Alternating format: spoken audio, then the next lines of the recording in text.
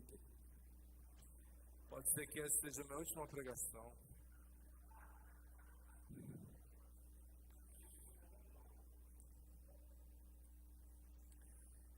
Eu estou sentindo as minhas forças indo embora. Estou gripado.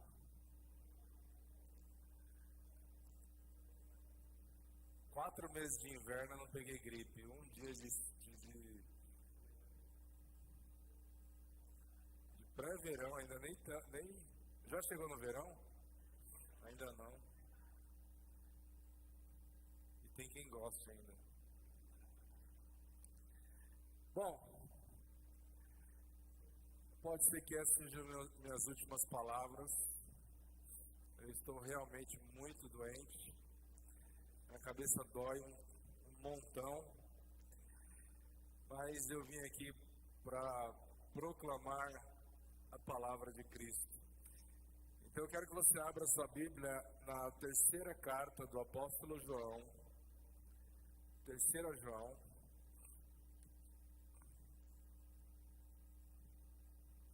E hoje nós vamos iniciar uma nova série. Uma nova série de final de ano. Mas essa série é rápida. Acaba hoje.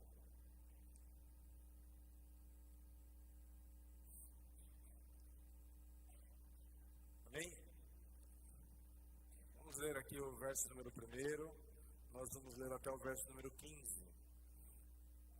Que diz assim: Eu, o presbítero, escrevo a Gaio, meu amigo querido, a quem amo na verdade. Amado, espero que você esteja bem e fisicamente tão sadio quanto é forte em espírito. Alguns dos irmãos regressaram e me deixaram muito alegre quando falaram de sua fidelidade e de como você vive de acordo com a verdade. Eu não poderia ter maior alegria que saber que meus filhos têm seguido a verdade. Amado, você é fiel quando cuida dos irmãos que passaram por aí, embora não os conheça. Eles falaram à igreja daqui a respeito da sua amizade afetuosa. Peço que continue a suprir as necessidades deles de modo agradável a Deus, pois eles viajam a serviço do Senhor e não aceitam coisa alguma dos que são de fora. Assim nós mesmos devemos sustentá-los, a fim de nos tornarmos seus cooperadores quando eles ensinarem a verdade.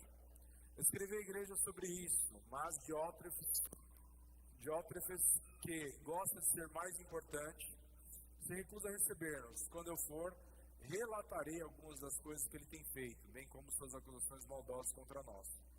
Ele não apenas se recusa a acolher os irmãos, mas também impede outros de ajudá-los. E quando fazem, ele os expulsa da igreja. Amado, não deixe que esse mau exemplo influencie, mas siga apenas o que é bom. Quem faz o bem prova que é filho de Deus. Quem faz o mal prova que não conhece a Deus.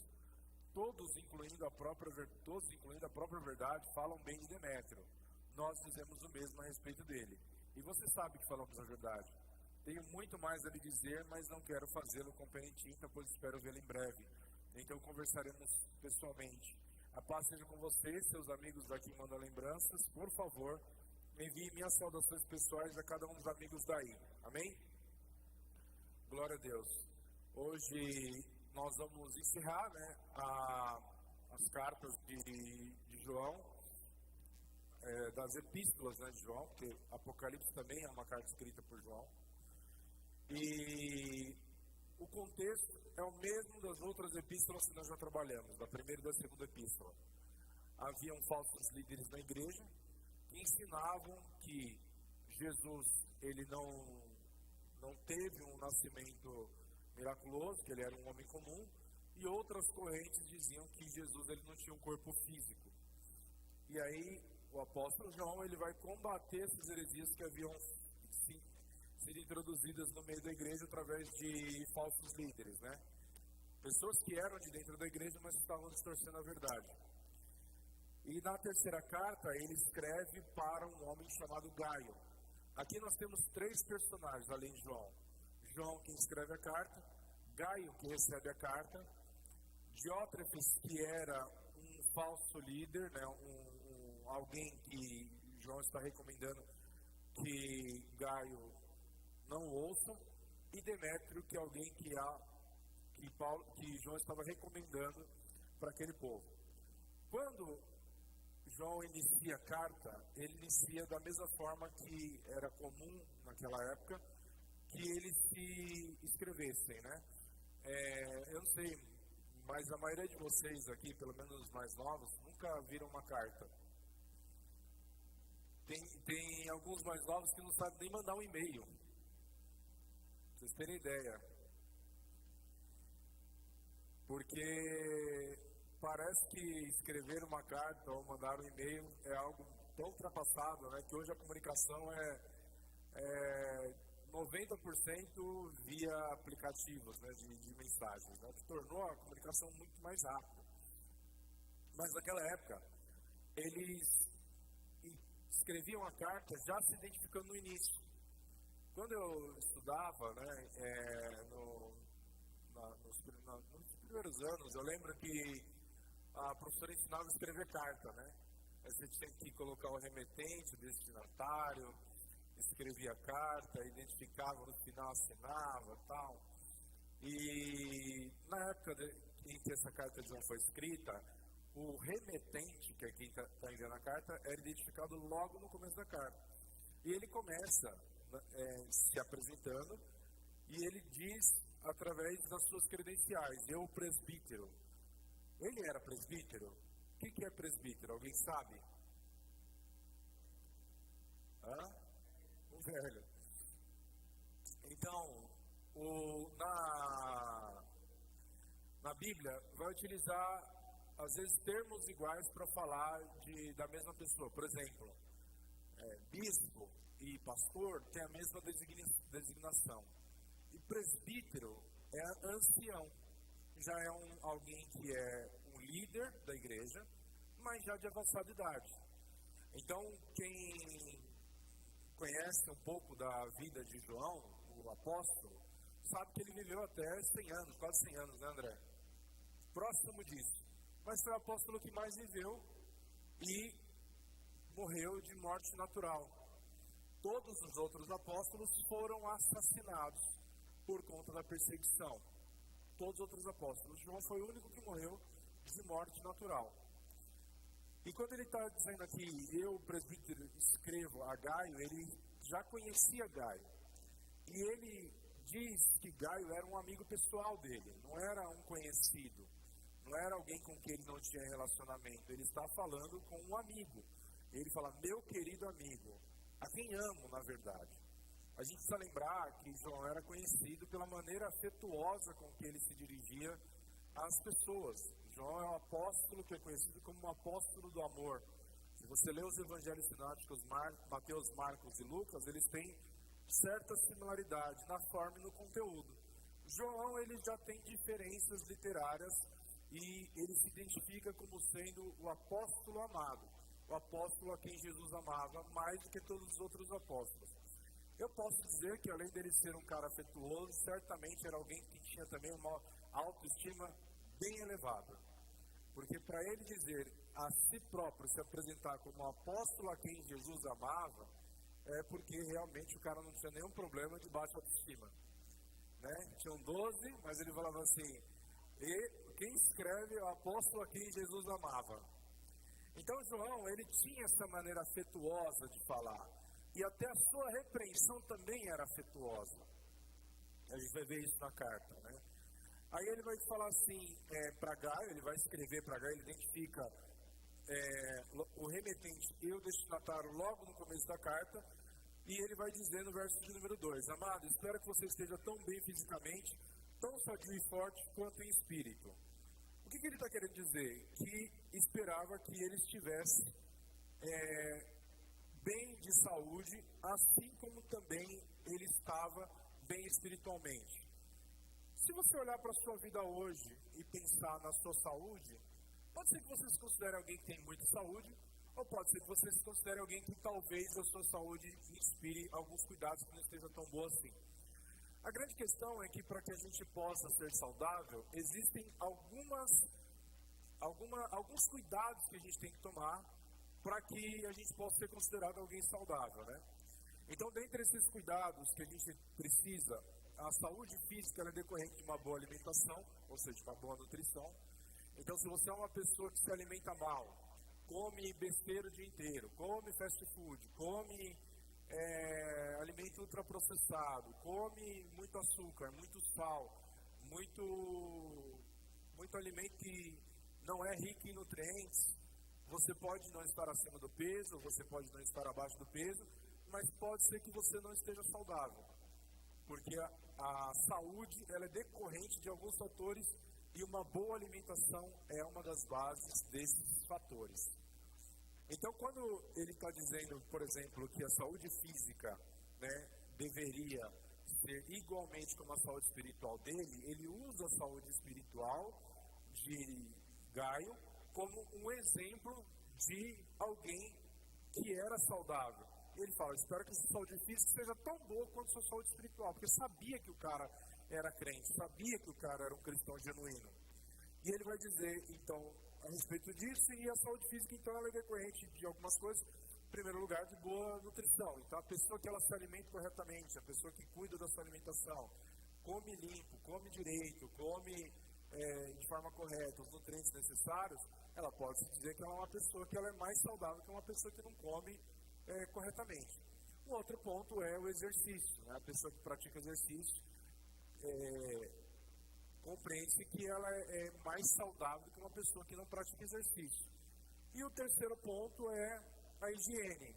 Então, a higiene de uma vida regrada e equilibrada. Então, evitar os excessos, dormir cedo, dormir corretamente, não cometer nenhum tipo de excesso, seja na comida, seja na bebida, seja em farra, em qualquer outra coisa, vai fazer com que essa pessoa se torne uma pessoa saudável. Há mais ou menos uns 20 anos, eu estava bem acima do peso, bastante acima do peso. Eu ainda estou, mas era pior. Né? Hoje, eu me considero uma pessoa saudável por todos os fatores. Né? Tirando o fato de que eu estou à beira da morte hoje. Mas pode ser que eu sobreviva. E eu lembro de um dia que eu fui numa igreja e eu não cuidava nem da minha alimentação, nem de exercício, e não tinha nenhum outro cuidado com a saúde. Não tinha zero cuidado com a saúde. Nem tinha o hábito de ir ao médico, nem tinha o hábito de me alimentar corretamente, nem tinha o hábito de praticar exercícios físicos. E, para ser mais exato, a Nicole estava grávida. Então, o Daniel ainda não tinha nascido, isso já fazem aproximadamente 18 anos e pouco. Eu fui numa igreja, e ao chegar nessa igreja, eu tinha uma missionária que estava pregando, e Deus usou aquela missionária para falar comigo naquele dia, que Deus estava me dando livramento de morte.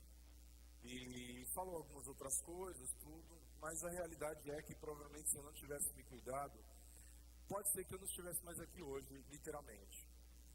Só que existia um momento da minha vida que eu percebi que eu precisava mudar por vários fatores. Eu não tenho muitos problemas de saúde, mas eu sou diabético. E para quem sabe, o diabetes é uma doença extremamente silenciosa. Ela te mata sem você saber que está morrendo. Ela não dá nenhum sinal até que os efeitos eles são irreversíveis. Né? Entre os efeitos do diabetes, existe o risco de cegueira, de amputação de membros, de problema renal, problema no coração e vários outros fatores. O diabetes, por si só, ele não é um problema considerado grave. É quase que uma epidemia global, por conta da má alimentação. Eu adquiri diabetes por conta de má alimentação. Eu nunca cuidei da minha saúde e a consequência disso foi o sobrepeso, decorrente de sobrepeso, diabetes. Só que chegou um momento da minha vida que eu percebi que eu precisava me cuidar, e foi depois do Daniel ter nascido, que foi quando eu comecei a treinar jiu-jitsu, que foi quando eu voltei, na verdade, a treinar jiu-jitsu, comecei a me alimentar corretamente, e alguns hábitos que eu adquiri naquela época, eles permanecem até hoje. Então, todas as pessoas que convivem comigo sabem que eu não tomo refrigerante, sabem que eu não como salgadinho, sabem que eu evito comer alimento ultraprocessado, sabem que eu evito comer besteira na rua. Então, até quando eu estou na rua, eu procuro ter uma alimentação um pouco mais regrada. Por quê? que eu estou buscando com isso? Obviamente é muito gostoso você sentar na frente de uma televisão, pegar um pacote de bolacha, igual eu fazia quando era pequeno, adorava bolacha Tostines, aquela wafer, que tinha até a propaganda, né? O wafer é fresquinho porque vende mais ou vende mais que é fresquinho, né? É crocante, né? E fresquinho porque vende mais ou vende mais que é fresquinho. Eu pegava um pacote de bolacha e comia sozinho. Salgadinho e muitas outras coisas.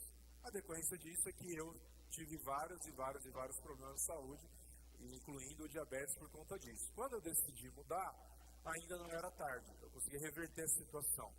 E hoje eu faço exames, além de treinar regularmente, eu faço exames regularmente para cuidar da minha saúde, para ter certeza que meus marcadores de saúde estão bons, exames de sangue, de diabetes, de colesterol, todos os exames eu faço regularmente 1 ou 2 vezes por ano. Para quê?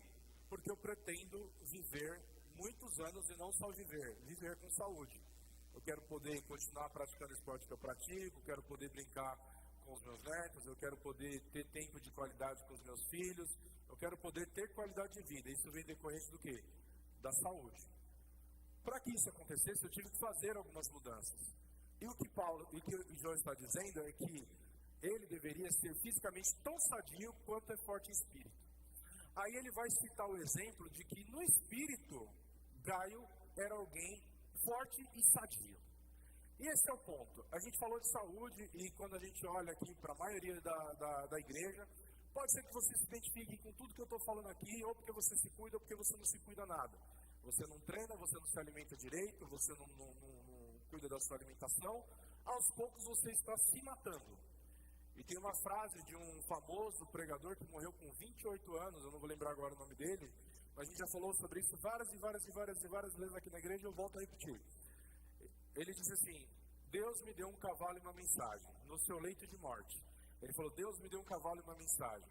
Matei o cavalo, já não posso levar a mensagem. O que Deus nos deu, que é o veículo pelo qual nós podemos levar a mensagem, é o nosso corpo, é a nossa saúde. Uma vez que a gente não cuida disso, nós estamos simplesmente deixando de cumprir aquilo que Cristo nos ordenou, que era viver o Evangelho, pregar o Evangelho a toda criatura. Recentemente, eu sei que vocês devem ter visto isso, algumas pessoas viram, eu mandei para algumas pessoas, inclusive, não sei se foi no grupo da igreja ou no nosso grupo de homens, quando o Luciano Subirá, ele fala um testemunho de que ele estava numa igreja e numa convenção e percebeu que um homem estava ali se alimentando.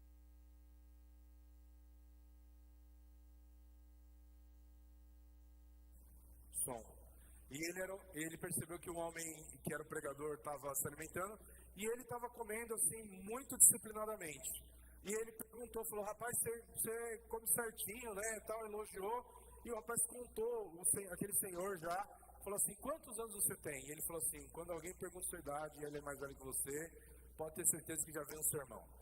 E esse homem conta a experiência que ele teve com sobrepeso, com falta de cuidado, com falta de saúde, até ter uma experiência de quase morte, onde ele foi levado ao hospital e viu seu corpo e se viu fora do seu corpo. E ele viu o seu velório. O Luciano Subirá conta esse testemunho falando a respeito desse homem.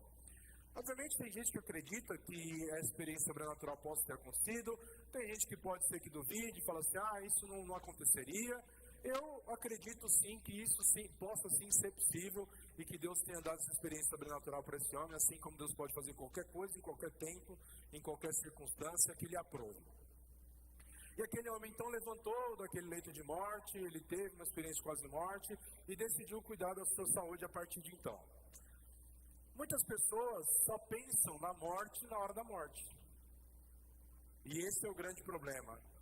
O pastor Ricardo uma vez falou uma frase na igreja que a gente lembra até hoje, é que todos nós estamos numa fila invisível da morte. Pode ser que Deus chame um número e é o seu, independente da circunstância, e você vai ter que ter o seu encontro com Deus. Mas a gente não precisa apressar isso, a gente não precisa acelerar isso. Como que a gente faz isso? Se cuidando. O cuidado é extremamente necessário. Eu estava conversando com uma pessoa e hoje a gente abre redes sociais, está na moda, é o que é mais fácil, são as canetas e as fórmulas milagrosas, né? é o caminho fácil. Existe um caminho que ele é simples de seguir, que é se você... o corpo humano é como uma máquina. Isso não é palestra de nutrição, mas eu vou explicar para vocês. O corpo humano é como uma máquina que ele precisa de uma quantidade de calorias para sobreviver, para se manter durante um período. Às 24 horas do dia, uma pessoa normal ela gasta entre 1.500 e 2.200 calorias por dia. Vai depender de alguns fatores, peso, idade, sexo, metabolismo, quantidade de exercícios que você faz no dia, seja caminhada, seja subir escada. Alguns fatores eles vão determinar se você precisa de mais ou de menos caloria. Mas você precisa de uma quantidade de calorias por dia. Se você ingere mais calorias do que você precisa, o que vai acontecer? Você vai ganhar peso. Você ingere menos calorias, você vai perder peso. Esse é o caminho. O exercício ele vai te ajudar para que você consiga acelerar o metabolismo, queimar. O seu corpo precisa de mais calorias e você então vai entrar numa queima calórica. Quando João está dizendo isso, olha, que você seja fisicamente tão sadio quanto é forte em espírito, ele está dizendo que no espírito aquele homem estava realmente bem. Da mesma forma que a gente precisa cuidar do corpo, a gente também precisa cuidar do nosso espírito. E como que a gente faz isso? O corpo precisa de um alimento sadio para se manter, o espírito também. Qual que é o nosso alimento espiritual? A palavra. O corpo também precisa de exercício para se manter. Qual que é o nosso exercício espiritual? A oração e o jejum. O corpo também precisa de higiene e disciplina para ser saudável. Qual que é a nossa disciplina para que nós possamos nos manter saudável? Espiritualmente falando, a santidade, a santificação. Hoje, talvez, vocês possam entender que essa palavra ela tem uma dupla interpretação. Você pode ser saudável no corpo, mas está capenga no espírito, não ora, não lê a Bíblia, não jejua, não vive em santidade. Ou você pode ser o contrário, pode ser uma pessoa que está espiritualmente muito bem, é uma pessoa que tem disciplina na oração, tem disciplina no jejum, é uma pessoa que é santa, mas está matando o cavalo. E vai chegar uma hora que você não pode mais levar a mensagem. Então você precisa cuidar tanto do seu corpo, quanto do seu espírito. A disciplina é para o corpo e a disciplina também é para o espírito. Ele vai falar, espero que você esteja bem fisicamente e tão sadio quanto é forte em espírito.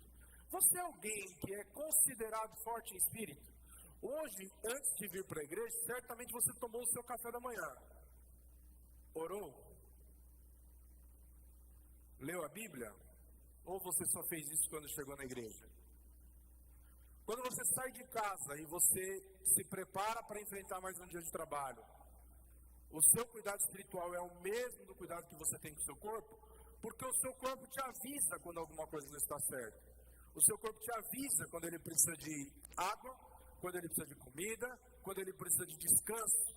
E muitas vezes o Espírito ele faz a mesma coisa conosco, mas nós somos idiotas a ponto de ignorar todos os sinais espirituais que Deus nos dá.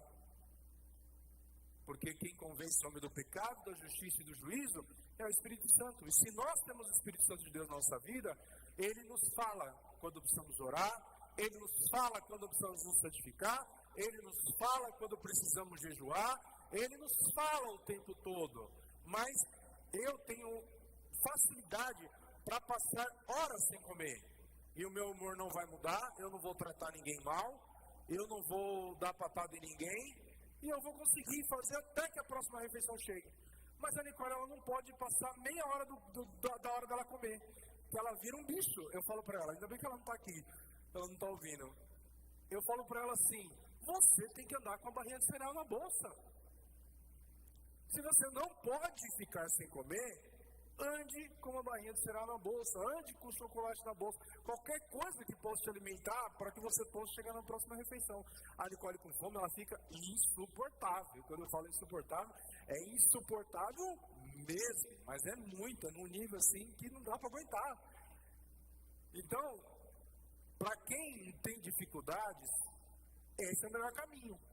Só que em contrapartida também, ela é uma pessoa que ela não consegue ficar sem orar. Ela acorda orando. A gente entra no carro, oração. Acontece qualquer coisa durante o dia, a Nicole está em oração. Então ela tem uma disciplina espiritual muito superior à minha. E eu admiro muito isso nela. Então, quando ele diz assim, olha, no espírito você é sadio, espero que no corpo também. Agora imagine você que se hoje fosse feito um check-up da sua vida espiritual, o diagnóstico seria favorável, ou seja, você é alguém longevo, com saúde, bem, ou sua vida espiritual está péssima. Aí ele vai falar a respeito disso, de forma bem breve, peço perdão aos irmãos que estão fungando aqui, mas só uma mulher próximo às dores de parto, na hora do parto, sabe o que é um homem no estado em que eu estou hoje, né, André? Então, peço a paciência de vocês quanto a isso. Então, quando ele fala para ele está dizendo assim, olha, cuide do seu corpo, assim como você tem cuidado do seu espírito. Que hoje você seja disciplinado com os seus cuidados, com o seu corpo, assim como você tem sido disciplinado com o seu espírito, ou vice-versa. Assim como o seu corpo dá sinais para você o tempo todo, o seu espírito também te dá sinais. E ele vai completar dizendo assim, alguns dos irmãos regressaram e me deixaram muito alegre quando falaram de sua fidelidade. E de como você vive de acordo com a verdade. Eu não poderia ter maior alegria que saber que meus filhos têm seguido a verdade. Olha só a situação. Eu sou pastor há 17 anos, quase 18 anos vai fazer que eu sou pastor. Se tem uma coisa que gela a espinha do pastor, é alguém perguntar assim, ó, fulano congrega na sua igreja, né? Você não sabe o que vem. Não é, André? Se alguém fala assim, o fulano é da sua igreja, né? Você já pensa assim, fala assim, ai meu Deus, o que eu respondo? Respondo que sim, que não, que ele vai de vez em quando. A gente não sabe o que vem. Olha só o que João está dizendo. Olha só o que João está dizendo. Alguns dos irmãos regressaram e falaram tão bem de você e da sua fidelidade que você vive de acordo com a verdade. Já pensou se em todo lugar que a gente chegasse, alguém perguntasse assim, fulano é da sua igreja? E a gente pudesse simplesmente dizer com grande alegria e entusiasmo,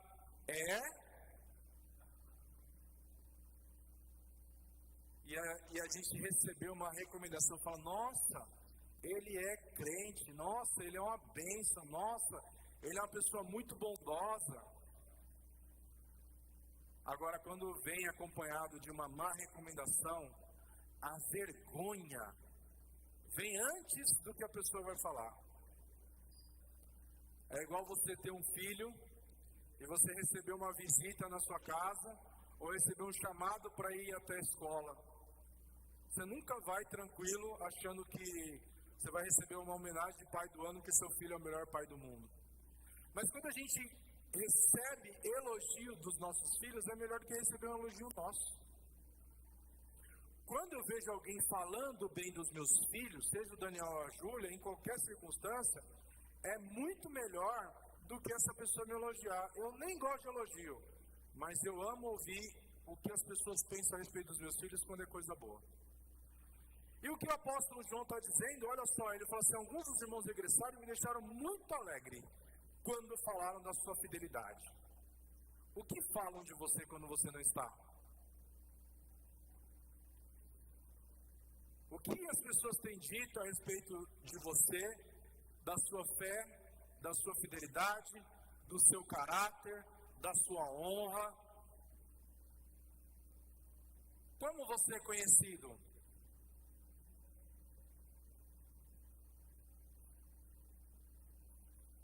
A gente tem vergonha de dizer que é cristão. mas não por causa de Cristo, mas por causa do testemunho que ela dá. É mais fácil, se ninguém sabe. Não precisa, ninguém vai me cobrar por isso. Agora, quando você diz que você é cristão, você coloca um alvo nas suas costas. Todo mundo sabe que você é cristão. E qualquer coisa que você faça a partir dali é um motivo. Ou para Deus ser glorificado, ou para você ser envergonhado e Deus ser envergonhado também. Porque se tem uma coisa que o diabo faz muito bem, e ele tem cumprido esse papel dele há mais de 5.000 anos, é acusar. Ele é um excelente acusador. E quando ele fala isso, ele vai dizer assim, olha, eles falaram à igreja daqui a respeito de sua amizade afetuosa. Não, perdão. Amado, você é fiel. Aí ele incentiva a Gaia. Quando cuida dos irmãos que passam por aí, embora não os conheça. Ele era alguém que era hospitaleiro. E quando os irmãos iam de viagem, fosse Amando e João, para visitar as igrejas, ou fosse qualquer outro irmão, ele os recebia bem. É muito difícil quando a gente recebe alguém na nossa casa. Quem tem família, quem é pai, quem não é dono de hotel ou de hospedaria, hospedar alguém não é uma tarefa simples. Tem gente que a gente hospeda na nossa casa e quando vai embora, a gente sente falta e a gente fala, nossa, devia ter ficado mais. Tem gente que quando vai embora, a gente fala assim, meu Deus, graças a Deus não aconteceu nada. Porque é uma prova. As pessoas, então ser hospitaleiro nunca foi uma tarefa fácil. Os cristãos naquela época, eles não vinham batendo na porta, tipo assim, sou cristão, deixa eu dormir aí. Eles vinham com uma carta de recomendação. Eles vinham com uma recomendação da igreja ou de alguém que fosse conhecido e importante.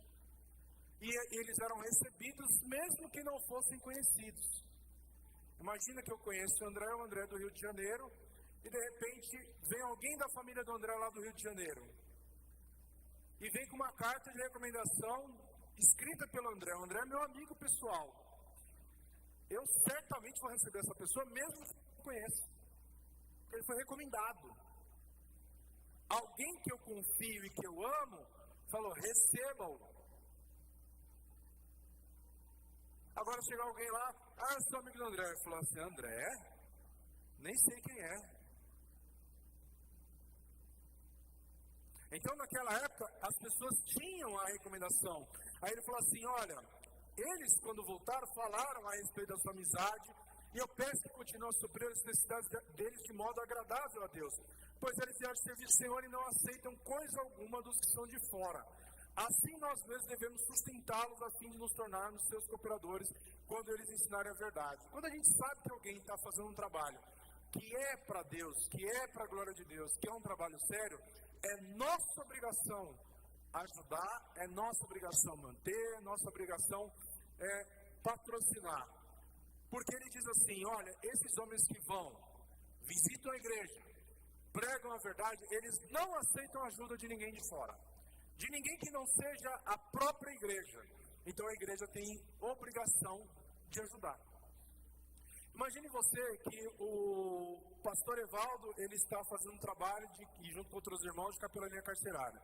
Ele vive para essa obra, de segunda a segunda. Enquanto você está indo para o seu trabalho, você está indo para o seu treino, você está indo para a sua casa, você está indo para a sua faculdade, para a sua escola, o pastor Evaldo está viajando quilômetros para pregar o evangelho para pessoas que você não teria coragem de ir, nos presídios. E muita gente tem sido alcançada através desse ministério. A gente sabe que é um ministério genuíno. Estamos apoiando esse ministério. Imagina que a igreja feche os olhos para essa realidade e fala assim, eu vou dar dinheiro para a gente fazer visita em presídio para bandido? E alguém que seja do crime organizado ou da comunidade simplesmente fala assim, ô pastor, legal aí seu corre, da hora que você está fazendo pelos irmãos lá, toma um dinheiro aqui para você ir lá visitar lá. Olha a vergonha para a igreja. de que a igreja não mantém, não sustenta um projeto, e outras pessoas de fora o fazem. O que ele está dizendo é, olha, obrigado, continue apoiando esses irmãos, isso é para a glória de Deus, continue a suprir as necessidades deles de modo agradável a Deus, porque eles não aceitam a ajuda dos de fora. Eles não aceitavam a ajuda de quem não fosse da própria igreja. E ele vai falar assim, olha, aí ele fala assim, por isso, nós devemos sustentá-los a fim de nos tornarmos seus cooperadores quando eles ensinarem a verdade. Então, quando nós fazemos isso, nós nos tornamos também cooperadores. Nós cooperamos com esse trabalho e Deus está sendo glorificado. Então, há uma missão da igreja. Quem não é cristão não tem obrigação nenhuma de ofertar na igreja. Zero. Se você ainda não entregou a sua vida para Cristo, não precisa abrir a sua carteira, não precisa ofertar na igreja. Você não tem nenhuma obrigação, nenhuma necessidade de você dar R$1 para a igreja, se você ainda não entregou a sua vida a Cristo. Agora, a partir do momento que você entregou a sua vida a Cristo, você não é só alguém que tem a necessidade de ofertar. Você tem a obrigação de ofertar na igreja. Obrigação. É obrigação do cristão manter a igreja. Imagine se eu tivesse que, no dia de pagar aluguel, pedir dinheiro para alguém que não é a própria igreja para poder pagar aluguel, poder pagar uma conta da igreja. Você acha que Deus está sendo glorificado nisso? A igreja tem que se manter com recursos próprios. O que ele estava falando era exatamente isso. Nós mesmos devemos sustentá-los. Quem deveria sustentar os irmãos que estavam trabalhando em prol da igreja? A igreja. Olha o que Jesus está dizendo. Nós devemos sustentá-los. Não é uma condição. Não, nós podemos sustentá-los. Nós poderíamos sustentá-los. Ele é imperativo dizendo, nós devemos sustentá-los. Assim como eu tenho o dever de sustentar os meus filhos, assim como eu tenho o dever de sustentar a minha casa, isso é dever. Eu tenho o dever de sustentar a casa de algum irmão? Não, dever não. Eu posso ou não fazê-lo. Eu posso ou não fazê-lo, mas obrigação eu não tenho. Mas com a minha casa, com os meus filhos, com a minha família, eu tenho obrigação. E o que o apóstolo João está dizendo é isso. Assim nós mesmos devemos sustentá-los, a fim de nos tornarmos seus cooperadores quando eles ensinarem a verdade. Então ele começa falando com Gaio, dando instruções a Gaio e agradecendo a Gaio, e aí ele vai censurar Diótrefes, que ele vai dizer assim, ele é alguém soberbo, arrogante, que se acha melhor que os outros, se recusa a nos receber, se recusa a ajudar as pessoas que nós enviamos e também impede outras pessoas de fazê-lo. É aquela pessoa que além de não fazer, ela ainda fala para que o outro não faça. Tem uma coisa que, graças a Deus, na minha casa, há 20 anos que eu conheço a Nicole, isso nunca aconteceu. Nunca aconteceu. Eu falar para ela alguma coisa assim, Deus colocou no meu coração, ajudar fulano. E ela falar, não faça isso. Ou o contrário também é verdadeiro. Ela fala assim, eu vou abençoar a vida de alguém, independente do que seja, independente do valor, independente do que é, independente da circunstância. Se foi Deus que falou com ela, não vai ser eu que vou falar para ela não fazer. E se tem uma coisa que o diabo nunca vai fazer, nunca, é falar para você dar uma oferta. Nunca. O diabo nunca vai fazer isso. Falar para você, oferte. Às vezes a gente fica na igreja, Deus está falando com a gente sente aquele desejo. Ah, será que é Deus? É o capeta na sua vida que está querendo que você abençoe a igreja.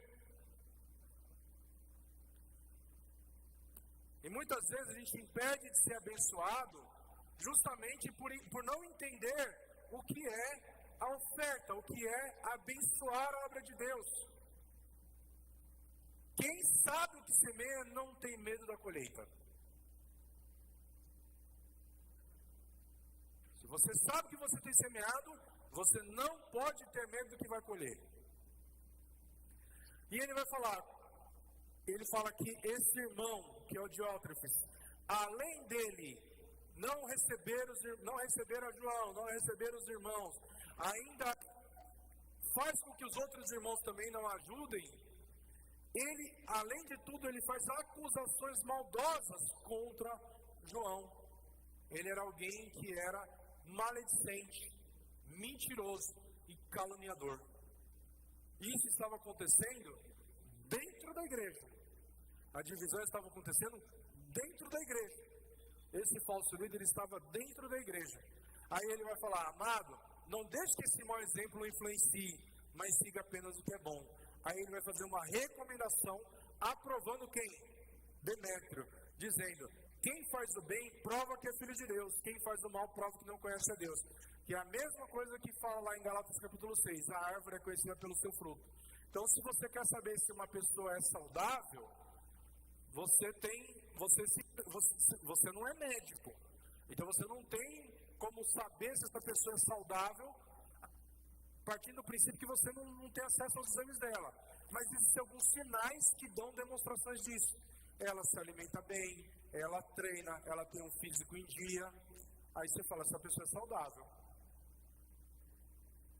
Porque são evidências. Assim também, as evidências de que uma pessoa não é saudável, elas também são notórias. Eu falo para vocês com 100% de clareza. Eu, hoje, sou uma pessoa saudável. Uma vez eu cheguei no médico, e o médico, cheguei no endocrinologista, eu já tinha perdido bastante peso. E quando eu cheguei no médico, ele olhou para mim e falou assim, você vai morrer. Se você não perder tantos quilos, eu nem atendo mais você. Acho que era Dr. Antônio, meu pai chegou a passar nele, então, bem grossão, um endócrino. Né? Ele não tinha nem pedido exame, não tinha falado nada, mas ele viu o meu físico e deduziu que eu era alguém não saudável. As evidências poderiam ser muito claras, mas perto do que eu era, eu já estava muito melhor. Aí eu falei para ele, quantos quilos eu tinha perdido, mostrei foto antes. Aí ele baixou a bola e deu uma acalmada, pediu os exames, tudo certo. Então eu sou uma pessoa saudável, eu me cuido, eu pratico exercício regularmente, procuro me alimentar bem na maior parte do tempo. Posso ser mais saudável? Posso. Posso melhorar ainda mais? Posso e devo. Posso e devo. Só que as evidências, elas são claras muitas vezes. Quando você diz que você é um cristão genuíno, as pessoas te veem como um cristão genuíno? Quando você diz que você tem saúde espiritual, a sua família que convive com você, ela vê que você é alguém saudável espiritualmente? Alguém que ora, alguém que lê a Bíblia, alguém que dá bom testemunho, alguém que tem o fruto do Espírito, ou não? Ou pode ser que para todo mundo você é alguém saudável, mas quem te conhece sabe que você está morrendo. Tem gente que está doente e esconde a doença. Não tem, André? Aparentemente aquela pessoa está muito bem, mas ela está sem saúde. Assim também ele diz, olha, quem faz o bem prova que é filho de Deus, quem faz o mal prova que não conhece a Deus. Então a evidência de que você é alguém saudável é que você prova que conhece a Deus. Como? Através das suas atitudes. Se você não faz aquilo que agrada a Deus, você prova que não conhece a Deus. As pessoas podem mentir a respeito de muita coisa, mas elas não conseguem mentir a respeito daquilo que elas creem. Porque se eu creio em Deus, eu vivo como alguém que crê em Deus. Se eu tenho temor a Deus, eu vivo como alguém que tem temor a Deus. Mesmo quando ninguém está vendo. Pode ninguém estar vendo. A minha vida, ela tem que ser uma vida que demonstra, eu posso mentir sobre o que eu falo, mas não posso mentir sobre o que eu faço. Eu posso vir aqui e falar um monte de abobrinha para vocês, e vocês podem até achar que o que eu estou falando é verdade. Mas as minhas atitudes não mentem a respeito daquilo que eu creio. Porque ele vai falar, olha, quem faz o bem prova que é filho de Deus, quem faz o mal prova que não conhece a Deus. Todos, incluindo a própria verdade, falam bem de Demétrio. Nós dizemos o mesmo a respeito dele, e você sabe que falamos a verdade. O que ele está fazendo? Ele está recomendando Demétrio a Gaio. Fala, olha, você tem uma aí, eu estou te enviando Demétrio. Ele é um cara que é crente, a verdade dá testemunho dele, ou seja, a palavra de Deus dá testemunho dele, ele vive de acordo com a palavra, e você sabe que eu estou falando a verdade, então recebam e sigam o exemplo dele como um cristão. E aí ele vai concluir, né, saudando a igreja e mandando lembranças também, saudações pessoais àquela comunidade. Então, para encerrar, a gente precisa entender que a nossa vida espiritual e a nossa vida física tem que ser uma vida de cuidados e de saúde espiritual e saúde física, e também precisamos viver a palavra de Deus de maneira que glorifique a Deus. E que a nossa vida, o nosso testemunho, dê evidências de que nós verdadeiramente conhecemos a Deus. Essa é a palavra que o Senhor me deu, que Deus possa falar mais aos nossos corações, e nós vamos agora cear juntos para a glória de Deus. Peço para que o pastor André ore por nós, diante da palavra.